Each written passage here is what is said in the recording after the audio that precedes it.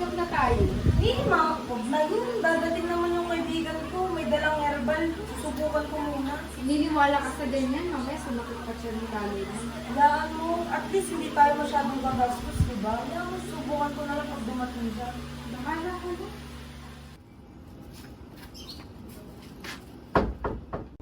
Maling Rosa! Si Gracia to. Apo, magbuksan mo nga ng pinto. Andiyan na pala si Maring Gracia.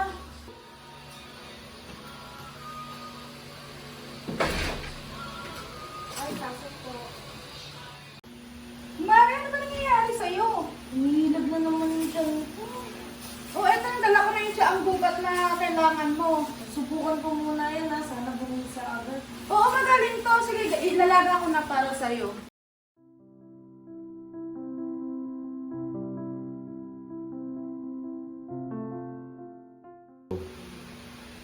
Oh, Mara, ito na yung na nilaga ko.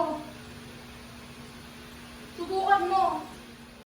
Ito na, inumin mo na. Salamat, Mari. Magaling yan, nakawala yung sakit ng tiyan mo dyan.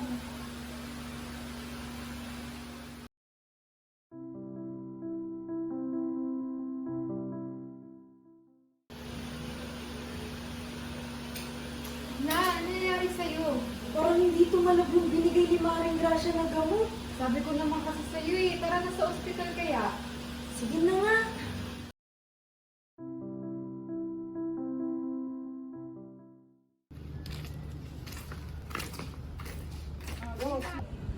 Boses na lang, ano nangyari sa'yo? Masama pakiramdam ko, Pastor. Ano ba kinain mo? Ba't ka na nagkaganyan? Ayos lang naman lagi yung pinakain ko. Gulay-gulay din, pero lagi pa rin hinihilang. Saan ba kayo pupunta? Maglola? Papacheck up sana namin si Loli. Sumama kasi bigla pakiramdam niya, lalo na yung tiyan. O sige, pagdadasal ko sana ang lola mo kaso nagmamadali kayo. Di puntahan ko na lang kayo sa bahay niyo after niyo mag-check up. Anong oras ko ba kayo pwede puntahan? Kahit kailan naman, Pastor, lagi naman ako nandun. Kasi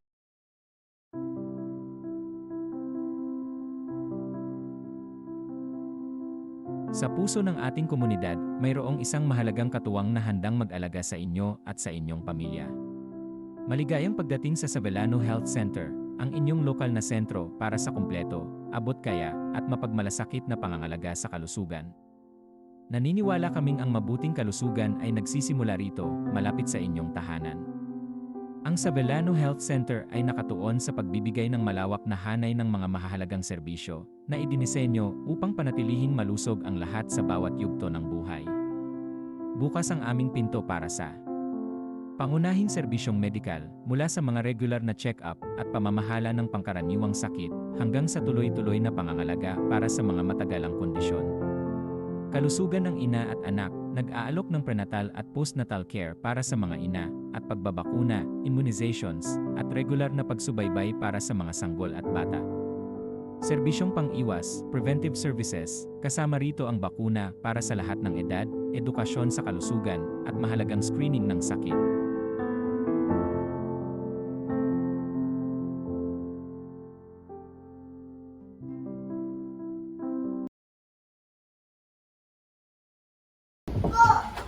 Hello po, magandang araw po. Welcome po sa Sabeliana Health Center. Ano po ate?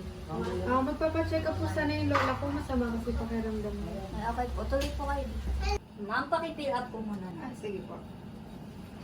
Nahihinga ka po muna dito. Dahan-dahan lang. Yan. Salamat po sa pag-alala. Walang alaman po, Lola. Bago po tayo magsimula, confirm ko lang po yung identity niyo. Pwede po pakistate ng inyong pangalan at birthday? Rosa Di Maggi Bapo, January 10, 1943. Okay po, ma'am. Pwede ko po bang malaman kung ano yung complaint ninyo? Kanina pa po umiilab yung tiyan ko. Lang tigil po yung pananakit nito eh. Lola, tanong ko lang din po, kung may nakain po ba kayo o nainom kayo?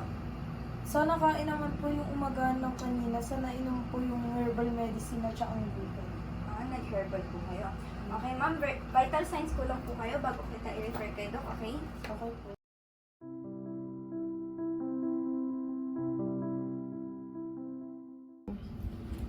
Okay, ma'am, normal naman po yung mga vital signs nyo. For a while lang po, i-refer lang po kita kay Doc. Thank you po. Magandang umaga po. Ako po si Doc Marco. Kayo po ba si Patient Rosa? Opo. Bali po sa chart nyo, uminom po kayo ng herbal medicine, which is common naman po sa komunidad natin ngayon. Naiintindihan ko naman po na herbal medicine ang una yung tinig, pero mas okay naman po na sinugod kayo ng apo nyo dito sa health center. At nagpapasalamat kami na nagtitiwala kay sa health center. Pero para mas malinaw, susuriin muna namin kung may kailangan kayong laboratory test.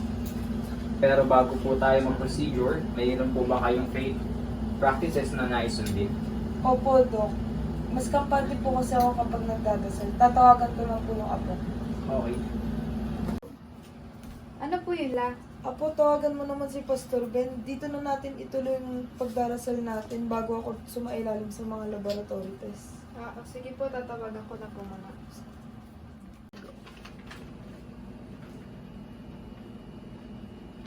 Hello po, Pastor Ben. Magandang tanghali po. Tanong ko lang po kung maaari po ba kayo dito na dumiretso sa health center para isagawa po yung pray-over natin kay Lola. Kailangan niya po kasi ng gabay or para makampante na rin po siya bago siya sumailalim sa mga laboratory test. Sige po, Pastor. Salamat po. Hintayin po namin kayo dito. Oh, magandang tanghali, Joy. Asan na lola mo? Magandang tanghali po, Father. Ito po si Lola. Oh, kamusta ka naman, Aling Rosa? Magsasagawa na daw po ng laboratory test mamaya. Kinakailangan ko po talaga ng pagdarasal niyo. O sige, huwag kang mag-alala at papatnubayan ka ng ating Panginoon upang ikay makatapos sa iyong laboratory. Let's begin our prayer. In nomine Patri, et Filii, Spiritus Sancti. Heavenly Father, we come before you in faith, seeking your healing touch. We believe in your power to restore health and well-being. Please lay your hands upon our sister Rosa and remove any sickness and pain from their body. Grant them strength and vitality so that they may continue to serve others and you, our Father. In Jesus' name we pray. Amen. Good day po, ma'am. As per doctor's order po, ito po yung iinumin ng gamot. Antacid po, antispasmodic. Ito po yung antacid. Sa umaga po niya iinumin after meal. And pag di naman po siya tumalag, pwede niyo pong inumin tong antispasmodic sa hapon. Salamat po. Thank you so much. Kamusta ang pakiramdam ng lola? Medyo okay naman na po yung pakiramdam niya, Dok. Na-receive niyo na ba yung nireseta kong gamot? Okay na po, na-receive na din po namin. Salamat po, Dok. Ang ganda pong tingnan na nagtutulungan kayo para maging okay po yung kalagayan ni Lola. Siyempre naman, parte ng health center values namin ay ipagkapa at pag-ipagtulungan. For this church na kayo. Salamat po, Dok. Thank you.